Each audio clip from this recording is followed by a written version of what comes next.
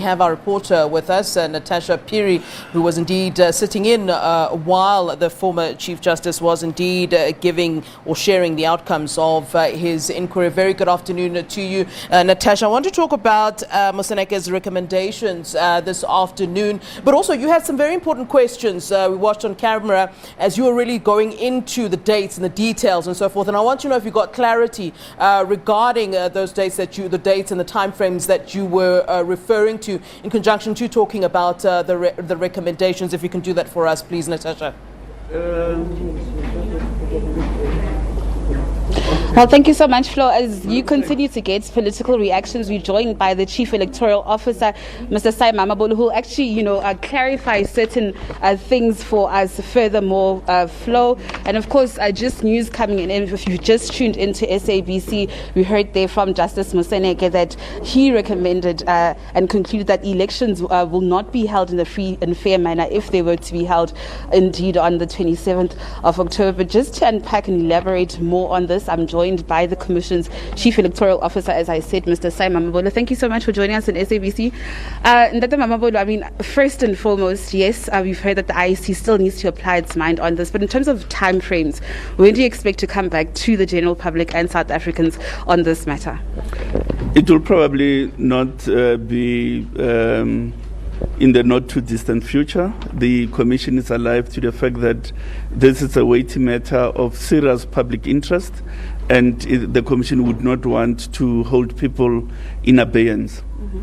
And in terms of the IEC, I asked this question earlier on today that, how sure, and is the IEC not concerned that the government will actually, if the IEC decides to postpone elections, will they not then use this to their own advantage?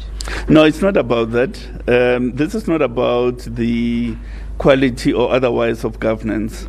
This is about a constitutional question, whether an election is likely to be free and fair, and whether people's safety and public health is guaranteed were an election to proceed on the planned date. So the issue of the quality or otherwise of governance is not a question to which the Commission will address itself. Okay. In terms of the legislative framework, I think there's just one thing I need clarity on.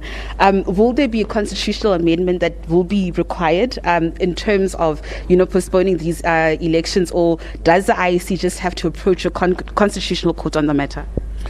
The possibility of a constitutional amendment at this stage is not a viable option. The only realistic option available to the Commission is probably an approach to the Constitutional Court.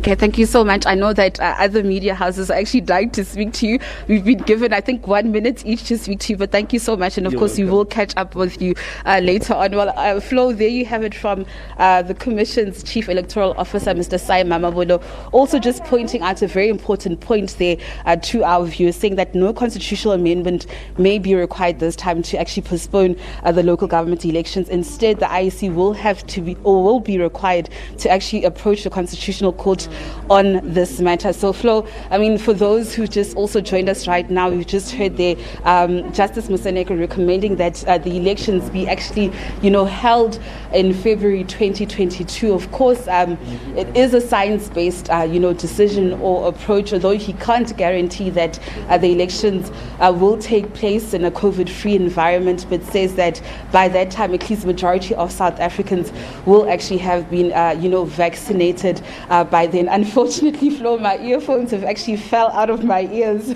so it's not possible for me to actually get a follow-up, question from you. But of course, I know that you are still soliciting those views from various political parties, and of course, mixed reactions with political parties. But you could expect that parties like the IFP, like the EFF, like the UDM, might actually be happy, and the ANC as well would actually ask that elections or the timetable of the IEC be actually reviewed from 1 to 6 months from October the 27th. But also just talking about the timetable of the IEC, from what we know now that the registration weekend has been moved from the 17th to the 18th floor, and of course has been moved to the end of the month, the 31st of July and the 1st of August. Although online registration has taken place, the IEC does hope to actually have that voter registration weekend commence for the elections. Whether or not the elections will be held in October, we still have to see. We've heard Mr. Mamabolo say that